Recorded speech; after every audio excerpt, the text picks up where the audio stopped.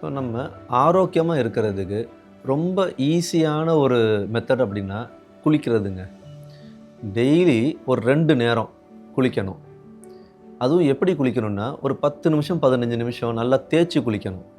நம்ம உடம்புல எல்லா ஜாயிண்ட்ஸும் இருக்கு இல்லைங்களா?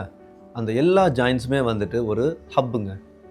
இந்த ஹப் வந்துட்டு ஒரு பிளாக்கேஜ் இருந்தது அப்படின்னாக்க, எனர்ஜி ட்ரான்ஸ்ஃபர்மேஷன் அங்க வந்துட்டு நடக்காது.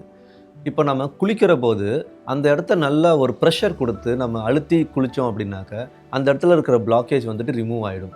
ஸோ, இன்னைக்கு ஒரு கிரானிக் தொந்தரவு இருக்கு, ஒரு பிளாக்கேஜ் இருக்கு, அந்த இடத்துல ஒரு பெயின் இருக்கு அப்படின்னா, நேத்து ஆரம்பிச்சு இன்னைக்கு வராது. ஒரு 10 வருஷம், 5 வருஷம், இல்ல 3 மாசம், 4 மாசம் இது மாரி நம்ம கொஞ்சம் கொஞ்சமா அக்யூமுலேட் பண்ணும்போது தான் வருது.